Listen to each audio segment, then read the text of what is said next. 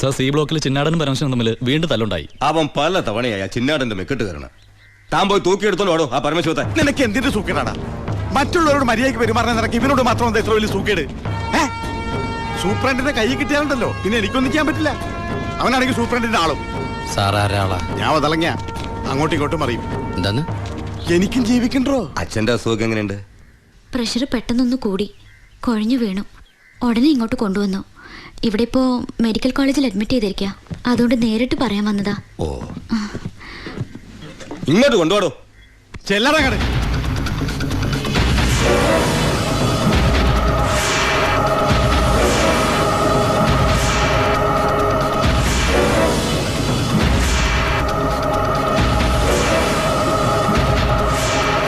കേറി ചെല്ലറങ്ങട്.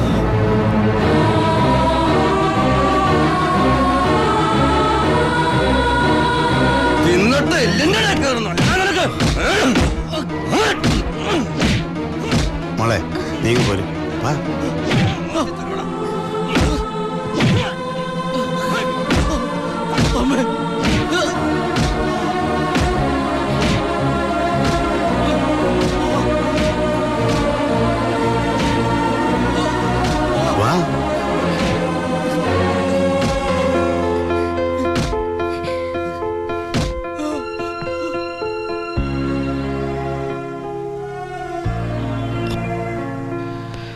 ഇടികൊണ്ടതിനേക്കാൾ വേദന അവളെ കണ്ടപ്പോഴായിരുന്നു. ഇനിയിപ്പോ വീട്ടുകാരറിയും, നാട്ടുകാരറിയും. അടുത്ത വണ്ടിക്ക് എൻ്റെ കുടുംബം മൊത്തം ഇവിടെ എത്തും. ഞാൻ ഈ കളിച്ച കളിയൊക്കെ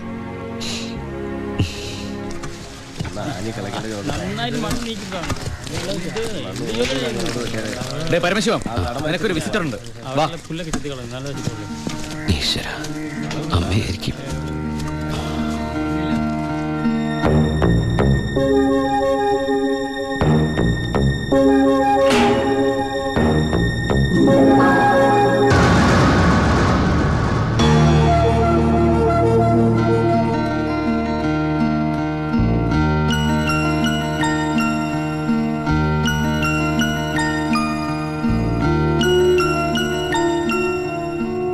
നിങ്ങളുടെ ദുബായ് പൂജപ്പുര സെൻട്രൽ ജയിലിന്റെ അകത്താണെന്ന് ഇവിടെ വെച്ച് കണ്ടപ്പോഴാണ് മനസ്സിലായത്. താൻ എന്താ എന്റെ അടുത്ത് പറഞ്ഞത്? അന്ധയായ പെൺകുട്ടി തനിക്ക് വേണ്ടി കണ്ണിൽ എണ്ണ ഒഴിച്ച് കാത്തിരിക്കുകയാണെന്ന്. അതും ക്രിസ്ത്യാനി ഷേഖിന്റെ വീട്ടില്, അല്ലേ? അച്ഛനും കൊച്ചച്ഛനും അറിയാതെ ഞാൻ ഇവിടെ വന്നത് നിങ്ങളെ കണ്ട് രണ്ട് വർത്താനം പറയാനാ. പാവ അമ്മ മൂത്ത മോനെ കുറിച്ച് പറയുമ്പോ 1000 നാവാ. ഒരു കുടുംബം മുഴുവൻ അവിടെ നിങ്ങളെ സ്നേഹിച്ചു കൊല്ലുക. എന്നിട്ട് ഇനി അവരെ ചതിക്കാൻ ഞാൻ സമ്മതിക്കില്ല. എല്ലാവരും അറിയണം. ഞാൻ അറിയിക്കും. അറിയിച്ചോളൂ. കുട്ടി പറഞ്ഞത് ശരിയാ. ഞാൻ എല്ലാവരും പറഞ്ഞു പറ്റിക്കുക, മനഃപൂർവ്വ. പിന്നെ ഞാൻ എന്താ പറയേണ്ടത്? ജയിലിൽ കിടക്കണമെന്നോ? സത്യം പറഞ്ഞ അവരുടെയൊക്കെ സന്തോഷം നശിപ്പിക്കണമായിരുന്നോ ഞാൻ? വിശ്വസിക്കാമെങ്കിൽ വിശ്വസിക്കാം. ഈ കൈകൊണ്ട് ഞാൻ ആരും കൊന്നിട്ടില്ല. പക്ഷെ കൊലപാതകി എന്ന പേരില് ഞാൻ ഈ ജയിലിൽ കിടക്കുന്ന എന്റെ കൂലിയാ മാസം മാസം എന്റെ വീട്ടിലെത്തുന്നത്. അതുകൊണ്ട് അവരൊക്കെ അവിടെ. ജീവിതത്തിൽ ഈ നിമിഷം വരെ എന്റെ ഭാവിയെ കുറിച്ച് ഞാൻ ചിന്തിച്ചിട്ടില്ല. താനിപ്പോ പറഞ്ഞില്ലേ എല്ലാരും ഞാൻ ചതിച്ചെന്ന്. പരോളിനിറങ്ങി എനിക്ക് വേണമെങ്കിൽ തന്നെ കല്യാണം കഴിക്കായിരുന്നു. അതിനുശേഷമാണ് താൻ എന്നെ ഇവിടെ വെച്ച് കാണുന്നെങ്കിലോ? ഞാനൊരു ക്രൂരനും കൊലപാതകമായിട്ട് തനിക്ക് തോന്നുന്നുണ്ടെങ്കിൽ പറയാം, എല്ലാം പറയാം, എല്ലാരോടും പറയാം. ഒരു കള്ളക്കഥയുണ്ടാക്കി തന്നെ ഞാൻ വിശ്വസിപ്പിക്കാൻ ശ്രമിച്ചത് തന്നോടുള്ള ഇഷ്ടക്കുറവുണ്ടല്ല, നിന്നെ എനിക്ക് ഒരുപാട് ഇഷ്ടമായതുകൊണ്ടാ.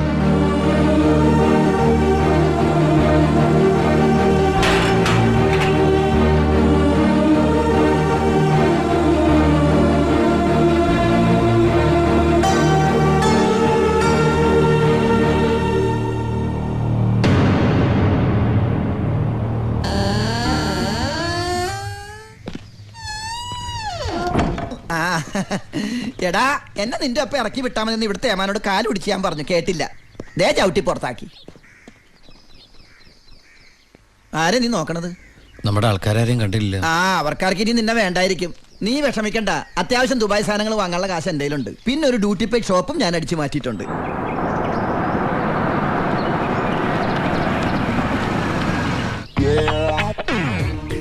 എന്റെ ഈശ്വര, അമ്മയെന്ന് പറഞ്ഞാണല്ലേ. അനിയ ആ കണ്ണാടി ഒന്ന് തിരിച്ചു. ചുമ്മാരിടാ.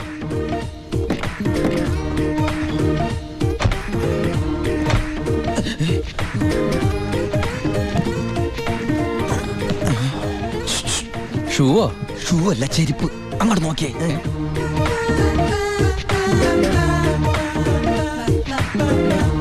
പൊറിഞ്ചു, അവളെ കണ്ടിട്ട് എന്ത് തോന്നണു? എന്തെങ്കിലും തോന്നിയാ തന്നെ എനിക്ക് അങ്ങനൊന്നും തോന്നാൻ പാടില്ലല്ലോ. നീ കെട്ടാമണ പെണ്ണല്ലേ, അവൾ എനിക്ക് എന്റെ അമ്മയെ പോലെയാ. പോടാ. അതല്ല, അവളെന്റെ അമ്മയോടെല്ലാം സത്യം പറഞ്ഞു കാണുമെന്ന്. ഏയ്, ലക്ഷണം കണ്ടിട്ട് ഒന്നും വിടാതെ പറഞ്ഞ പോലെ ഉണ്ട്. കൂടിയോന്നൊരു സംശയം.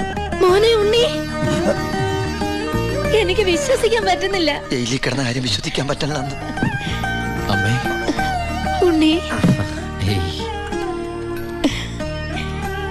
ഇനി നിന്നെ ഞാൻ ഉടനെ ഒന്നും ദുബായിക്ക് വിടില്ല. അയ്യോ, ഇനി ദുബായിക്ക് തിരിച്ചു പോകണ്ടമ്മേ, ശിക്ഷ കഴിഞ്ഞില്ലേ?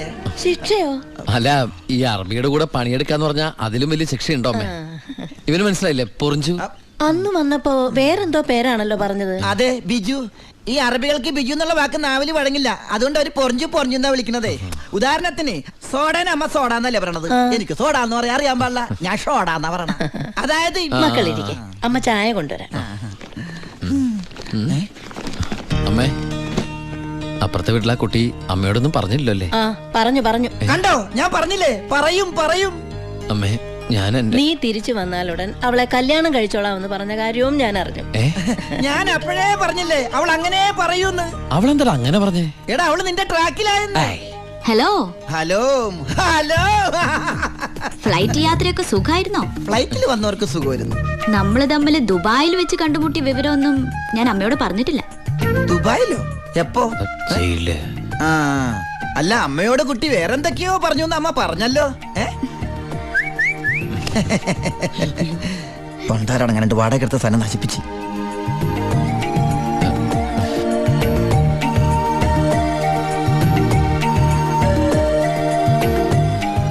അച്ഛനെ കണ്ടില്ലല്ലോ. അതിനിത് പള്ളിയല്ലല്ലോ. കുട്ടിയുടെ അച്ഛൻ. അച്ഛൻ വൈദ്യരെ കാണാൻ പോയിരിക്കാ. ആ, കുഴമ്പ് വാങ്ങാൻ പോയതായിരിക്കും. നിന്നെ ജയിലിലിട്ട് ഇടിച്ച ഇടി ഒരു എപ്പിസോഡ് പോലും വിടാതെ കുട്ടി കണ്ടതല്ലേ? ഒരു മിനിറ്റ്, ഒരു മിനിറ്റ്, ഒന്നും വരൂ. ഒരൊറ്റ മിനിറ്റ്. എന്താണ് സീക്രട്ട് ആണാ? കണ്ടോ? അതെടുത്തേ. പെൺകുട്ടികളുടെ മുമ്പിൽ ആളാവരുത്.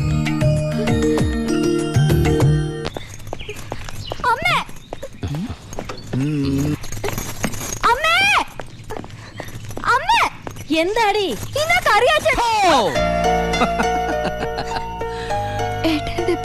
ആ, എന്താടി ഏട്ടനെ കണ്ടിട്ട് പഴയ പോലത്തെ ഒരു സന്തോഷമില്ലാത്ത?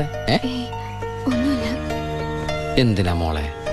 നിന്റെ മുഖം കണ്ടാൽ എനിക്ക് അറിഞ്ഞൂടെ എന്താ പ്രശ്നം? ഏട്ടാ, കറിയാച്ചൻ ഇന്ന് കോളേജിൽ വന്നിരുന്നു. കാശിന്റെ കാര്യം പറഞ്ഞു കുട്ടികളുടെ മുന്നിൽ വെച്ച് എന്നെ ഒരുപാട് ചീത്ത പറഞ്ഞു. അമ്മേ, അമ്മേ. എന്താ മോനെ? ആ കറിയാച്ചൻ ഈ മാസത്തെ കാശ് കൊടുത്തില്ലേ? 6 മാസമായിട്ട് നീ കാശ് അയച്ചില്ലല്ലോ മോനെ.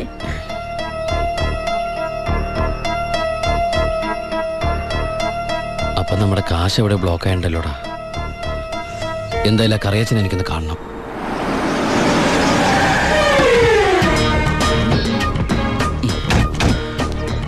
കറിയാച്ചനുണ്ടോടോ? ആരാ? എന്താ കാര്യം? വേണ്ട. അല്ലേ, ആരാ? ദുബായിക്കാരൻ എപ്പോ എത്തി? കീറിക്കോ. വാ വാ, ഇരിക്കേ.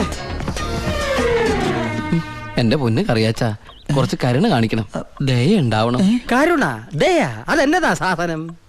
എന്റെ ലൈഫ് ഞാൻ കണ്ടിട്ടേ ഇല്ലല്ലോ. കറിയാച്ചന് കാശ് തരാനുള്ളത് നേരാ. പക്ഷെ അതിന്റെ പേരില് അമ്മയും പെങ്ങളെയും ചീത്ത പറയുന്നത് മര്യാദയാണ് അച്ചായ? എന്റെ അമ്മയും പെങ്ങളെ ഒന്നും അല്ലല്ലോ ഞാൻ ചീത്ത പറഞ്ഞേ, നിന്റെ അല്ലേ? എടാ കൊച്ചനെ, ഞങ്ങള് പലിശക്കാർക്കൊരു അനുഗ്രഹമാ ഈ ഭാര്യയും അമ്മയും പെങ്ങളും ഒക്കെ. അവള് വരെ വന്ന് ഞോണ്ടിയാ വേണ്ടേ, ഇതുപോലെ ആള് ദുബായിന്ന് വരെ പറന്ന് ഞങ്ങളുടെ മുന്നിലെത്തും. ആ, ഇനി സെറ്റിൽമെന്റിലേക്ക് കിടക്കാം. മുടക്കിയ തവണകളും അതിന്റെ പലിശയുടെ പലിശയും മേശപ്പുറത്ത് വയ്ക്കാൻ എനിക്കിത്തിരി സാവകാശം തരണം. എന്തിന്? മേശപ്പുറത്ത് വയ്ക്കാനോ? അതല്ല, ദുബായി നയിച്ച കാശ് ഇതുവരെ എത്തിയിട്ടില്ല. എത്തിയാലും ഉടൻ കറിയാച്ചന്റെ കണക്കാൻ തീർത്തോളാം. തീർക്കാൻ പോകുന്ന എന്റെ കണക്കാണോ അതോ കാശിന്റെ കണക്കോ? ചേട്ടന്റെ കണക്ക്. ചേട്ടന്റെ കാശിന്റെ കണക്ക്. എങ്കിൽ എന്റെ കണക്ക് എപ്പ ക്ലോസ് ചെയ്യും പറ. കാലനല്ലേ അറിയൂ. ഈ എലുമ്പനേതാ? എന്റെ ഫ്രണ്ടാ. എങ്കിൽ ഈ ഫ്രണ്ടിനോട് എന്റെ ഫ്രണ്ടിൽ നിന്ന് മാറി നിൽക്കാൻ പറ, ഇല്ലെങ്കിൽ ഈ ഫ്രണ്ടിന്റെ ഫ്രണ്ട് ചളുക്കാൻ എനിക്ക് തോന്നും. ഇപ്പോഴത്തെ ഷേപ്പിൽ നിന്ന് ഷേപ്പ് മാറി വല്ലാത്ത ഷേപ്പായി പോകും. അതിന് പുറത്ത് നിന്നോട്ടോ. എന്റെ കറിയാച്ച, ഒരു മാസത്തിനകം ഞാൻ മുടക്കം വരുത്തിയ തുക തന്നു തീർത്തോളാം. ബാക്കിയൊരു 6 മാസത്തിനകം. സമ്മതിക്കണം. പലിശ കൂടും. എന്ത് വേണേലും തരാം. ദയവ് ചെയ്ത് എന്റെ വീട്ടിൽ കയറി ബഹളം ഉണ്ടാക്കരുത്. തെറ്റിച്ചാ ഞാനും ശോശാമ്മ നിന്റെ തറവാട്ടിൽ കയറി നിരങ്ങും. വേഗം വാ, ഫ്ലൈറ്റ് പോകും. അമ്മ പഴയ പോലെ പരുവത്തിൽ തന്നെ. ഏയ്, എന്താ ഭാരതീയമേത്? മോനെ യാത്രയാക്കുമ്പോ സന്തോഷത്തോടെ യാത്രയാക്കണ്ടേ? കാശില്ലാതെ ഞാനിവിടെ നിന്നാലേ ആ കറിയാച്ചന്റെ കടം എങ്ങനെ വീട്ടും? 1 മാസത്തെ അവധി പറഞ്ഞിരിക്കല്ലേ. പിന്നെ കറിയാച്ചന്റെ കാര്യങ്ങളൊന്നും ബാലുവിനോട് പറയണ്ട. ട്രെയിനിങ് സമയത്ത് അവന്റെ മനസ്സ് വിഷമിപ്പിക്കരുത്. കരയല്ലേ, കണ്ണുടിക്ക്. വരട്ടാമേ. പോട്ടേടി, പഠിക്കണം കേട്ടാ. ആ ബാഗ് ഇങ്ങോട്ടാ.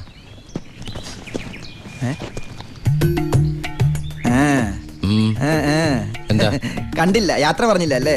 ആ ബാഗ് എടുത്തോണ്ട് വെച്ച്. ആ അതേ വന്നല്ലോ. ഇങ്ങനെ കണ്ടിട്ട് എന്തിനാ? വരട്ടെ.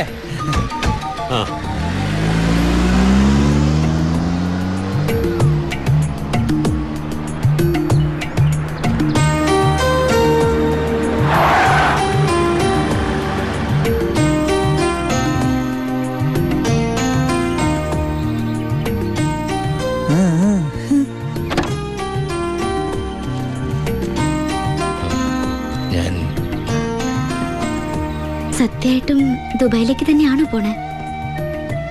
സത്യമായിട്ടും. ശരിക്കുള്ള ദുബായിലേക്ക്? അതെ. താങ്ക്സ്. ആരോടൊന്നും പറയാത്തതിന്.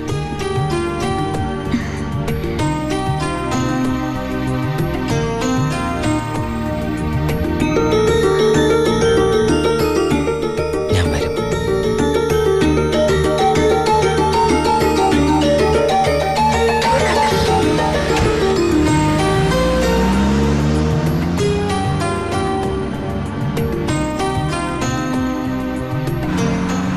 അപ്പൊ എന്റെ റോള് കഴിഞ്ഞല്ലേ? അതെന്താ? നീ ഇപ്പൊ ശരിക്കും ദുബായി പോവില്ലേ? ഞാൻ എയർപോർട്ടിൽ വന്ന് ടാറ്റ പറഞ്ഞ് യാത്ര അയക്കാനല്ലേ കൂടെ വരണത്? നീ വരുന്നുണ്ടോ ദുബായിക്ക്? എനിക്കതിന് പാസ്പോർട്ടും വിസ ഒന്നും ഇല്ലല്ലോ. ഈ ദുബായി പോകാൻ പാസ്പോർട്ടിന്റെ വിസയുടെ ഒന്നും ആവശ്യമില്ല. വെറും ചങ്കൂറ്റം മാത്രം മതി. ചങ്കൂറ്റോ? അതേത് ദുബായി? വാളയാർ.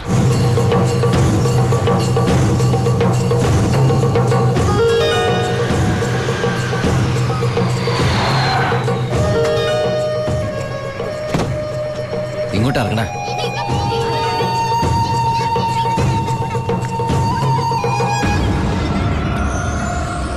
ആ കാണുന്ന വീടാ.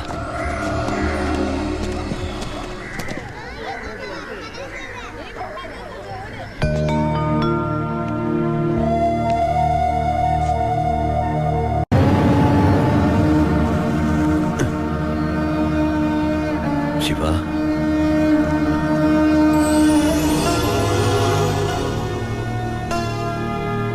ഒക്കെ പോയടാ.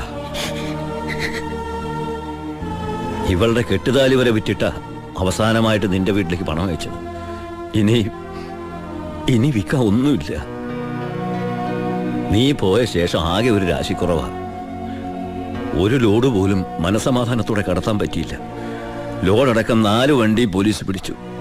ചിന്നാടന്മാരുടെ ഒറ്റായിരുന്നു. കയ്യിലെ കാശ് തീർന്നപ്പോ രണ്ടും കൽപ്പിച്ച് ഞാൻ ആ പഴയ കുപ്പായം എടുത്തിട്ടു. ലോഡുമായിട്ട് വരുന്ന വഴിക്ക് മുന്നിൽ പോലീസ്. ഞാൻ ലോറിയിൽ നിന്നിറങ്ങി ഓടിയതും എതിരെ വന്ന ഒരു കാർ എന്നെ ഇടിച്ചു തെറിപ്പിച്ചത് ഒരുമിച്ചായിരുന്നു. ഇടിച്ചതാണോ ഇടിപ്പിച്ചതാണോ എന്നറിയില്ല. പിന്നൊന്നും ഓർമ്മയില്ല. ബോധം വീണപ്പോ കണ്ടില്ലേ?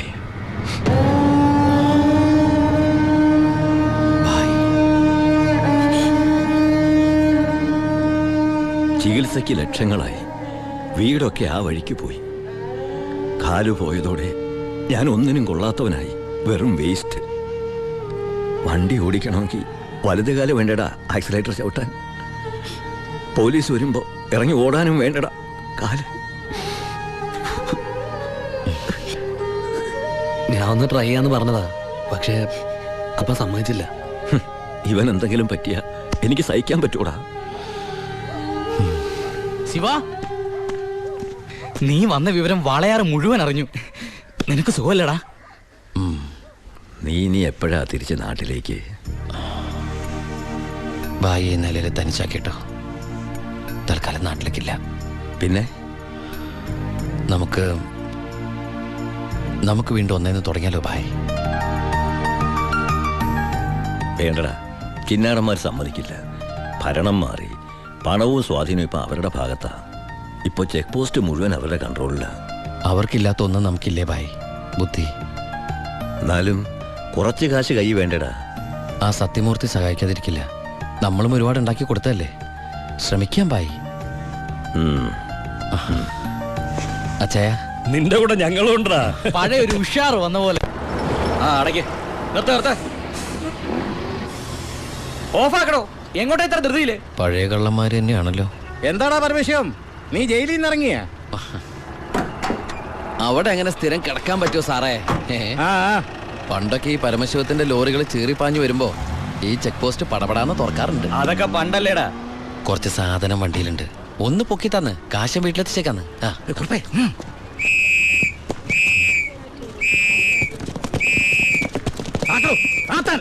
ഞാൻ പറയാതെ ഒറ്റ വണ്ടി കടത്തി വിടരുത്. എന്താ സാർ പ്രശ്നം? എന്താ നിനക്ക് അറിഞ്ഞൂടാ? വെറുതെ എന്റെ സമയം മെനക്കെടുത്തല്ല സാറേ, എനിക്ക് വീട്ടിൽ ധൃതിയുണ്ട്. എടുത്ത് വണ്ടിയിലിടുവനെ. എന്തിന്? പബ്ലിക്കായിട്ട് സ്പിരിറ്റ് കൊണ്ടുവന്നിട്ട് നിന്ന് കുറയ്ക്കുന്നോടാ പന്ന. കേറി പരിശോധിക്കണോ?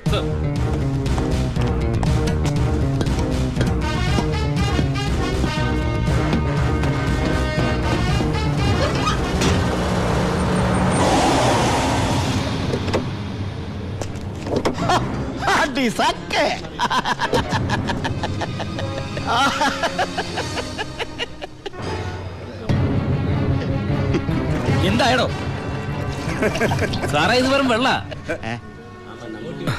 വെള്ളോ? ഒന്നുകൂടെ ഒന്ന് മണത്ത് നോക്കണോ? എങ്ങനെ മണത്ത് നോക്കിയാൽ ഇത് വെറും വെള്ള. പ്ലാച്ചിമടയിൽ എന്തൊരു വരൾച്ച സാറേ. ഞാൻ അങ്ങോട്ടേക്ക് കുടിവെള്ളം കൊണ്ടുപോകുന്നതാ. പച്ചവെള്ളം വിറ്റിട്ടെങ്കിലും നമ്മൾ ജീവിച്ച് പൊക്കോട്ടെ സാറേ. അല്ല സാറേ, കുടിവെള്ളം കൊണ്ടുപോകുന്ന അറസ്റ്റ് ചെയ്യാൻ മാത്രമുള്ള കുറ്റമാണോ? അല്ല, നമ്മളോട് കുറച്ചാളില്ലാത്തോണ്ട് നിയമം മാറിയതൊന്നും അറിഞ്ഞില്ല. പോരാത്തതിന് ഇന്നത്തെ പത്രം വായിച്ചിട്ട് 5-6 ദിവസമായി സാറേ. നിന്ന് ചിലക്കാതെ വണ്ടി എടുത്തോണ്ട് പോടാ. അല്ല സാറേ, സാർ എന്നെ പണ്ട് ഒരുപാട് സാറേന്ന് വിളിച്ചിട്ടുള്ളല്ലേ. എന്റെ കയ്യിൽ നിന്ന് ഒരുപാട് കാശ് വാങ്ങിച്ചിട്ടുള്ളല്ലേ. ഞാൻ ജയിലിൽ നിന്ന് വന്നപ്പോ പലരും പറഞ്ഞിട്ട് ഞാൻ വിശ്വസിച്ചില്ലേ സാറേ. സാറൊക്കെ പഴയ സാറല്ല, പുതിയ സാറുമാരുടെ സാറാണെന്ന് പറഞ്ഞു സാറേ. നിർത്തണ നിന്റെ ഈ സാറ് വിളി. നീ ഏതർത്ഥത്തിലാ ഈ സാറേ എന്ന് വിളിക്കുന്നത് എനിക്ക് നന്നായിട്ട് മനസ്സിലായി. അപ്പൊ ഞാൻ ഉദ്ദേശിച്ച സാറ് മനസ്സിലായി. സന്തോഷം. വരട്ടെ സാറേ. വെറുതെ സാറേ. എന്താ സാറേ? വിട് സാറേ. സാറേ ഹായ്. അടി സാക്കേ വർക്കിച്ചായോ? എന്നാടോ ഒരു സ്നേഹമില്ലാണ്ട്? വർക്കിച്ചായോ, ഇതെന്റെ ഒരു ടെസ്റ്റ് ഡോസ് ആയിരുന്നു. ഇപ്പൊ എനിക്കൊരു കാര്യം മനസ്സിലായി. വാളയാർ ചെക്ക് പോസ്റ്റ് വഴി ഇനി പരമശിവത്തിന് സ്പിരിറ്റ് നടത്താൻ പറ്റില്ല എന്ന് വെച്ച് നമുക്ക് നമ്മുടെ തൊഴിൽ നിർത്താൻ പറ്റണോ? വർക്കിച്ചായോ, ദേ എന്റെ ലോഡുകൾ 24 മണിക്കൂറിനുള്ളിൽ ഈ വാളയാർ ചെക്ക് പോസ്റ്റ് വഴി ഞാൻ കടത്തിയിരിക്കും. താൻ ആണാണെങ്കിൽ തടയടോ. ചേട്ടായി, ഇന്ന് അവന്റെ ലോഡുകൾ കേരളത്തിലെത്തിയാൽ പിന്നെ നമ്മൾ ഗോപി വരച്ചാ മതി. ഞാൻ ജീവിച്ചിരിപ്പുണ്ടെങ്കിൽ അവന്റെ ഒരു പുണ്ണാക്കം കടന്നു പോകില്ല. നീ ആ ചെക്ക് പോസ്റ്റിലേക്ക് വിളിക്കടാ. Hello, Walayar check post. ഇത് ഞാനാടവേ. എന്താ വർക്കിച്ചേ? അവനുണ്ടല്ലോ ആ പരമശിവം, വീണ്ടും ഒരു അംഗത്തിനുള്ള പുറപ്പാടില്ല. നീ ഒരു പേനയും പേപ്പറും കൊടുത്തേ. എന്നിട്ട് എന്റെ വണ്ടികളുടെ നമ്പറൊക്കെ ഒന്ന് കുറിച്ചെടുത്തോ. ഈ നമ്പർ ഒഴികെ മറ്റേത് വണ്ടി വന്നാലും പിടിച്ചോണം. ഇതെന്റെ ഒരു വാശിയുടെ പ്രശ്നമാണ്. ആദ്യം ഞാൻ ഏറ്റു വർക്കിച്ചേ. പറഞ്ഞു വിടറാ നമ്മുടെ വണ്ടിയുടെ നമ്പറൊക്കെ. നോട്ട് ചെയ്തോ. TN4 2255. TN4 2255. 2255 അല്ലേ? ഓക്കെ. KL9 3663. ദാ ഇതുപോലെ നമ്മുടെ 3 വണ്ടികളുടെയും ഫ്രണ്ടിലും ബാക്കിലും സൈഡിലും ഒക്കെ നമ്പറുകൾ ചേഞ്ച് ചെയ്യണം. അതിനുശേഷം ആദ്യം ചെക്ക് പോസ്റ്റ് കിടക്കേണ്ടത് നമ്മുടെ ഈ 3 ലോറികളായിരിക്കണം. ആദ്യത്തെ വണ്ടിയിലെ കിളിയായിട്ട് നീ ഉണ്ടാവണം. ആര് ചോദിച്ചാലും ചിന്നാടന്റെ ലോഡാന്ന് പറഞ്ഞാൽ മതി.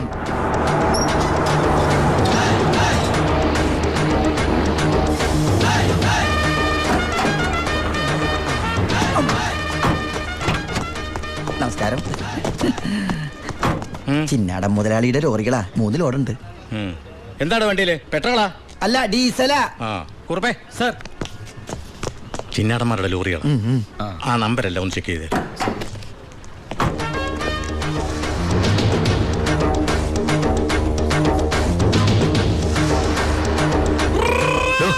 എന്താ സാറേ? എന്താണ് കോഡ്? കാലാപ്പാനി, ചിന്നാടന്റെ കാലാപ്പാനി. എല്ലാം ഓക്കെയാണ് സർ. ശരി ശരി. എന്റെ കന്നിലോടാണ് സാർ, അനുഗ്രഹിക്കണം. ശരി ശരി, ഒന്ന് പോക്കിക്കോളൂ. ആ വണ്ടി പോട്ടെ, എടുത്തോ. ആ വിട്ടോ.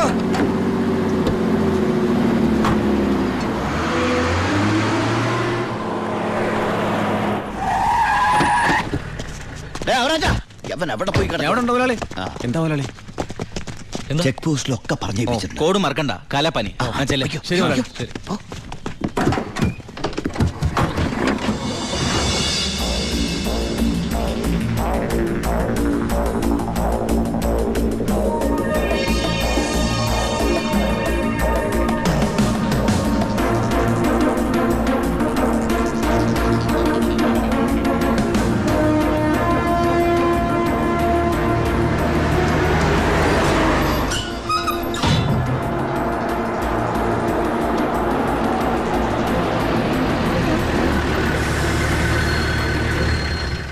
നമസ്കാരം സാറേ.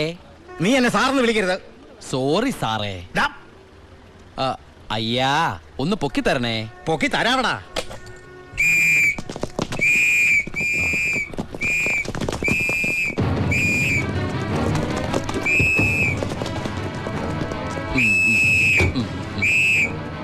എല്ലാരും ആയില്ലേ? ഈ 3 ലോഡും പ്ലാച്ചുമടക്കുള്ള കുടിവെള്ളമായിരിക്കും. ഇയാടാ? അല്ല, സ്പിരിറ്റാ. സ്പിരിറ്റോ? ആ, കേറി പരിശോധിക്കണോ? സർ,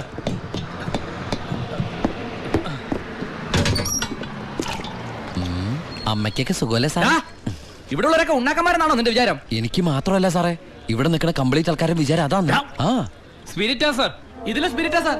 ഇതിലും സ്പിരിറ്റാ പറയുന്ന അവരുടെ ഒരു സ്പിരിറ്റ് ഉണ്ടല്ലേ സാറേ? കൈയെടുക്ക് സാറേ. ഏയ്,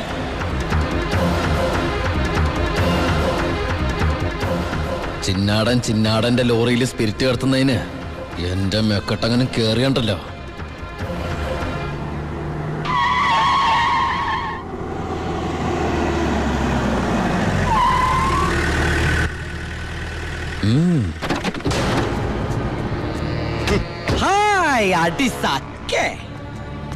എവിടെയായിരുന്നു ഔവേ?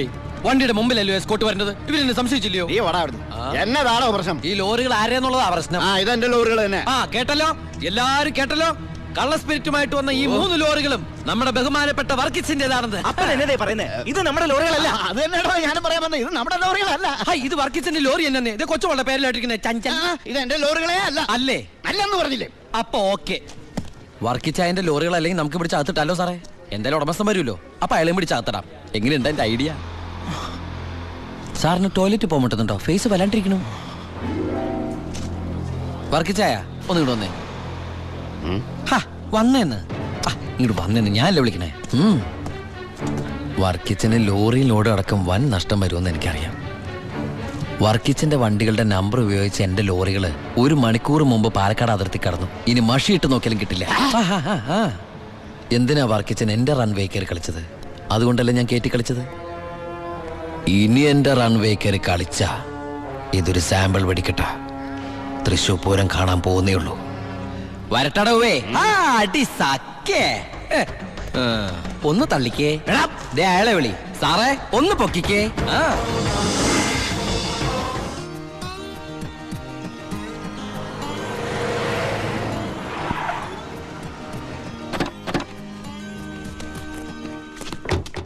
என்ன சத்தியமூர்த்தி இந்த மாதிரி பேசுறேன்? அந்த சின்னாடன் ராஸ்கல்ஸ் கொடுക്കുന്നതിലും ജാസ്തി ഞാൻ കൊടുക്കறேன். ഓ ശരി ശരി, നേരി പാക്കറ. എന്താ ഭായി സത്യമൂർത്തിയുടെ പ്രശ്നം? പ്രശ്നം ആ ചിന്നാടന്മാർ തന്നെ. നമുക്ക് ലോഡ് തരാതിരിക്കാൻ അവന്മാർ പല രീതിയിൽ ശ്രമിക്കുക. എങ്കിൽ പിന്നെ ആ റാവുന്റെ അടുത്ത് സാധനം എടുത്തൂടെ? അപ്പാ, ഞാനും അത് എത്ര തവണ അപ്പനോട് പറഞ്ഞതാ. അത് വേണ്ട.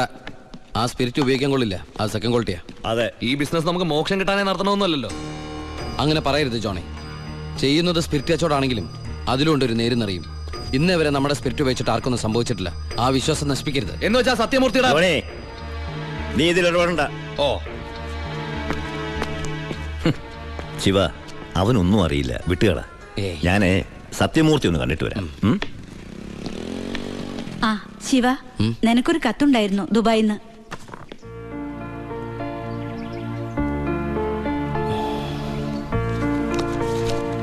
എന്താടാ? വീട്ടിൽ നിന്ന് ഗോപിയുടെ അച്ഛൻ മരിച്ചു. എപ്പോ? മരിച്ചിട്ട് കുറച്ചു ദിവസമായി. നമുക്കൊന്ന് പോണ്ടേ? എവിടേക്ക്? നമ്മളിപ്പോ ദുബായിലല്ലേ. ഓ, അപ്പൊ ഗോപിക പാവം വീടൊഴിഞ്ഞു പോവാത്രേ.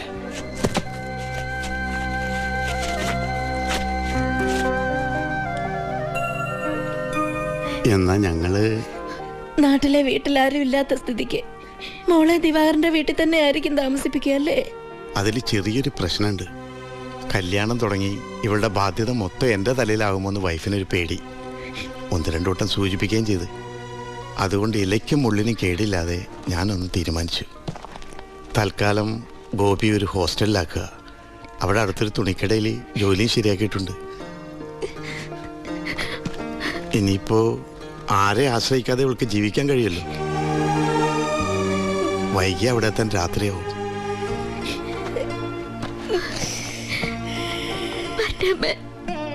എന്റെ മോളെ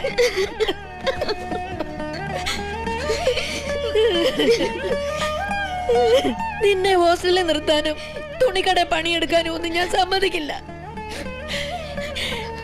ഞാൻ എന്റെ ഉണ്ണിക്ക് വേണ്ടി ആലോചിച്ചുറപ്പിച്ച പെണ്ണാ ഇവള്.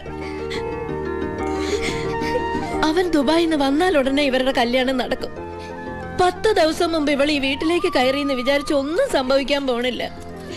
ഗോപികയെ ഞാൻ എന്റെ അമ്പിളിയെ പോലെ നോക്കിക്കൊള്ളാം.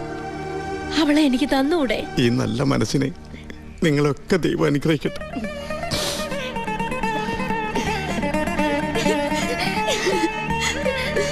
എന്താ വരണം? വാ മോളെ.